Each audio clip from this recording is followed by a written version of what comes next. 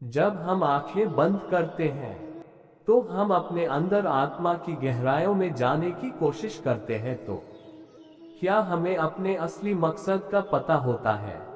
क्या हम जीवन के महत्वपूर्ण सवालों के जवाब ढूंढते हैं? भगवत गीता हमें एक ऐसे सफर पर ले जाती है जो हमारे आदर्शों, मूल्यों और मार्गदर्शन का स्रोत हो सकता है। ये ग्रंथ आत्मा के रहस्यों को खोजने और जीवन के महत्वपूर्ण मुद्दों का समाधान करने में मदद करता है। गीता पवित्र ग्रंथों में से एक है जो जीने का सही ढंग बताती है।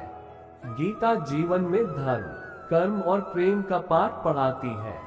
श्रीमद् भागवत गीता का ज्ञान मानव जीवन और जीवन के बाद के जीवन दोनों के लिए उपयोगी माना गया है। गीता संपूर्ण जीवन दर्शन है और इसका अनुसरण करने वाला व्यक्ति सर्वश्रेष्ठ होता है।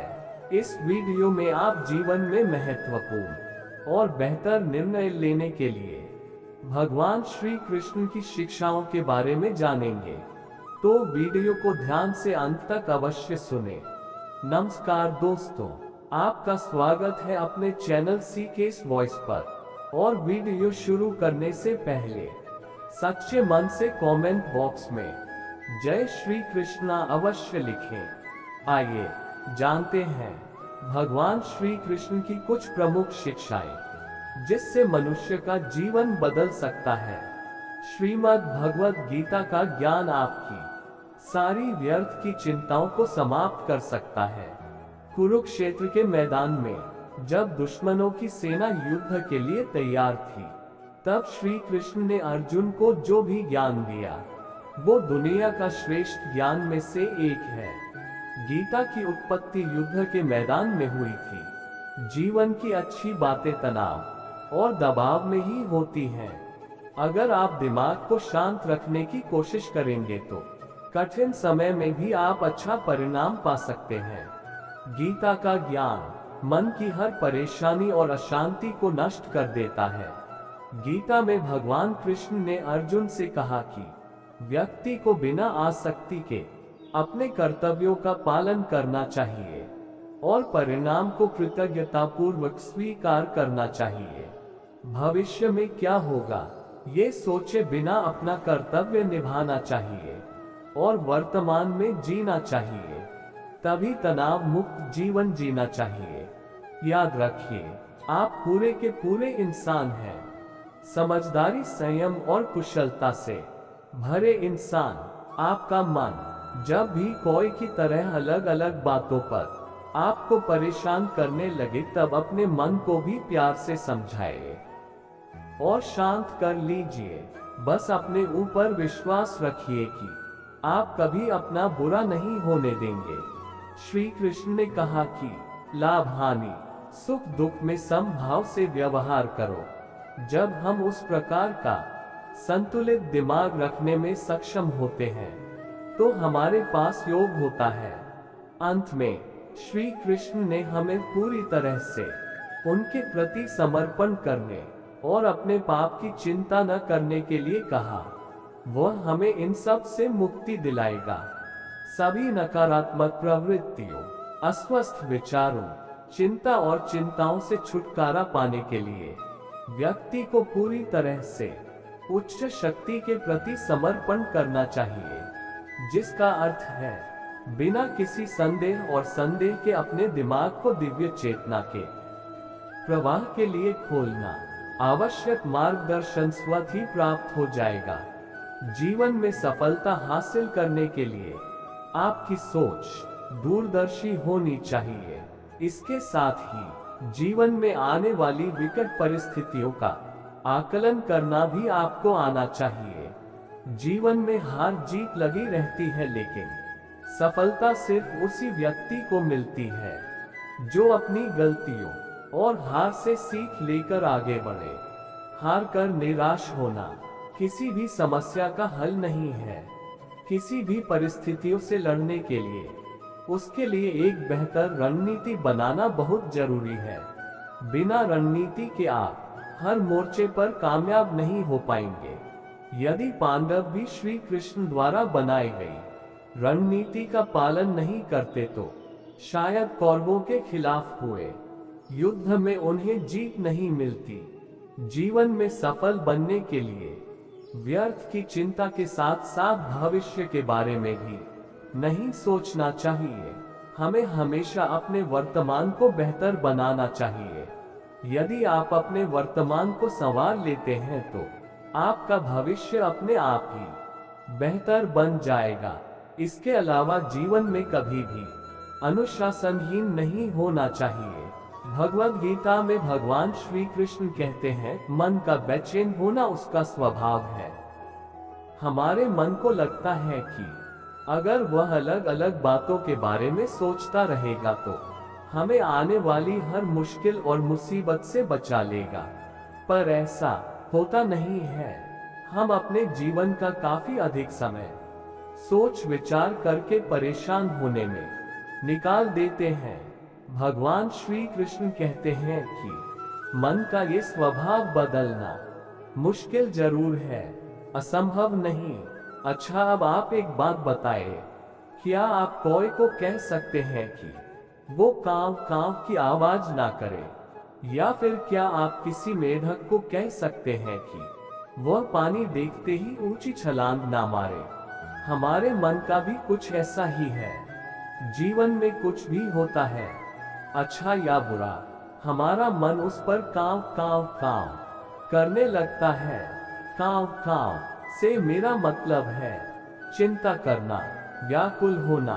कोई बुरी बात होती भी नहीं है और मन परेशानी की ऊंची ऊंची लपटें लेने लगता है।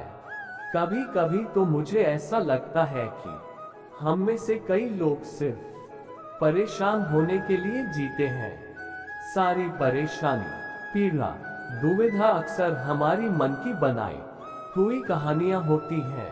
किसी भी चीज को समझने के लिए सबसे पहले मन को शांत रखना चाहिए और फिर काम पर ध्यान देना चाहिए, क्योंकि हम मन से ही प्रश्न खोज लेते हैं और मन में ही जवाब देकर बैठ जाते हैं। एक बार पांडवों के राजसूय यज्ञ में शिशुपाल कृष्ण को अपशब्द कहता रहा। वह छोटा भाई था, लेकिन बोलते बोलते उसने सारी मर्यादाएं तोड़ दी। सभा में मौजूद सभी लोग क्रोधित थे, लेकिन भगवान श्री कृष्ण शांत थे और मुस्कुरा रहे थे। एक बार कृष्ण शांति दूत बनकर दुर्योधन के पास गए तो उसने कृष्ण का बहुत अपमान किया। कृष्ण शांत रहे, इसलिए अगर हमारा दिमाग स्थिर है और मन शांत है, तभी हम कोई सही निर्णय ले पाएंगे। गुस्से में हमेशा नुकसान होता है। जिस चीज के बारे में आप कुछ कर नहीं सकते, उसके बारे में चिंता भी ना करें। यही वैराग्य का सच्चा मतलब होता है और यही है भगवान श्री कृष्ण का उपाय मन को चिंता की लपटों से बचाने का। भगवान श्री कृष्ण ने गीता में चिंता न करने की बात कही है। तुम क्या लेकर आए थे? जो खो गया है। कर्म पर तुम्हारा अधिकार है, फल पर नहीं। चिंतन ही चिंता समाधान की कुंजी है। चिंतन के पश्चात कार्य करने से सफलता मिलती है।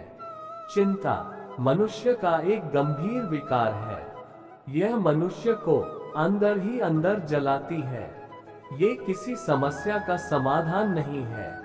एक सामान्य व्यक्ति अपने जीवन भर विभिन्न प्रकार की चिंताओं से युक्त रहता है। एक कहावत है कि चिंता चिता के समान है। चिंताग्रस्त व्यक्ति के लिए समस्याओं से लड़ना कठिन ही नहीं, बल्कि असंभव हो जाता है। चिंता से व्यक्ति इतना तनावग्रस्त हो जाता है कि उसकी बुद्धि और विवेक दोनों नष्ट हो जाते हैं। इसमें घिरा व्यक्ति विभिन्न प्रकार के मनोविकारों और रोगों से घिरने लगता है। जीवन को सकारात्मक गति देने के लिए मनुष्य को चिंता न करके चिंतन करना चाहिए। चिंता से जहां मन अशांत रहता है, वहीं चिंतन से मन में एकाग्रता, शांति, उत्साह और प्रेम का भाव उत्पन्न होता है। चिंतन जीवन को प्रकाश की ओर ले जाता है। चिंतनशील व्यक्ति के लिए कोई न कोई सुगम मार्ग अवश्य मिल जाता है। वास्तव में चिंता ही चिंतन को जन्म देती है। जब व्यक्ति किसी समस्या से ग्रस्त होता है तभी वह उस समस्या के बारे में चिंतन करता है और चिंतन से समस्या का समाधान निकालता है। प्रत्येक मनुष्य के लिए ये स्वाभाविक है कि वह चिंता, डर, लोभ, क्रोध, भय, प्रेम, घृणा, करुणा आदि मानवीय प्रवृत्तियों से युक्त रहता है। मनुष्य को चाहिए कि वह इन स्वाभाविक प्रवृत्तियों से बिना घबराए इनका सामना करे और आगे बढ़े। गीता में श्री कृष्ण कहते हैं कि अहंकार ही हर मनुष्य का विनाश करता है। अहंकार में आकर व्यक्ति अक्सर ही गलत कार्य कर बैठता है, जिसके बुरे परिणाम उसे आगे चलकर भुगतने पड़ते हैं। गीता के अनुसार मनुष्य को अपने दिमाग पर पूरा नियंत्रण रखना चाहिए। यदि हम इसे नियंत्रित नहीं करते हैं तो हमारा अपना दिमाग एक दुश्मन की तरह काम करता है। श्री कृष्ण का कहना है कि मनुष्य को अपने कर्मों के संभावित परिणामों से प्राप्त होने वाली विजय या पराजय, लाभ या हानि, प्रसन्नता या दुख इत्यादि के बारे में सोचकर चिंता से ग्रसित नहीं होना चाहिए। गीता में लिखा है कि जिस मनुष्य ने कभी विपत्तियां नहीं देखी उसे अपनी ताकत का एहसास कभी नहीं होगा। विपत्तियां हर मनुष्य को अंदर से मजबूत बनाती हैं। प्रशंसा चाहे कितनी भी करो, परंतु अपमान बहुत सोच समझकर करना चाहिए, क्योंकि अपमान वो उधार है जो अवसर मिलने पर हर व्यक्ति ब्याज के साथ चुकाता है। आपका बड़े से बड़ा दुश्मन भी आपको उतना नुकसान नहीं पहुंचा सकता जितना नुकसान आपके अनियंत्रित विचार आपको पहुंचाते हैं। भगवान श्री कृष्ण ने भविष्य की चिंता व्यर्थ बताई है। उन्होंने वर्तमान में जीने को सर्वोचित बताया है। भगवान श्री कृष्ण ने गीता में चिंता न करने की बात कही है। वह कहते हैं कि क्यों व्यर्थ की चिंता करते हो? तुम क्या लेकर आए थे जो खो गया है? कर्म पर तुम्हारा अधिकार है, फल पर नहीं। अतः हमें चिंता से उबरने के लिए उस चिंता के विषय में चिंतन करना चाहिए। चिंतन ही चिंता समाधान की कुंजी है। चिंतन के पश्चात जो कार्य किया जाता है उसकी सफलता में संदेह नहीं रहता है। उम्मीद है आज के विचार आपको अच्छे लगे होंगे। ऐसे ही अद्भुत विचारों को सुनने के लिए यदि आपने अपने इस चैनल को सब्सक्राइब नहीं किया है तो जल्दी से सब्सक्राइब कर लें। लाइक शेयर करना ना भूलें और अपना कीमती समय देने के लिए शुक्रिया। राधे राधे, राधे कृष्णा।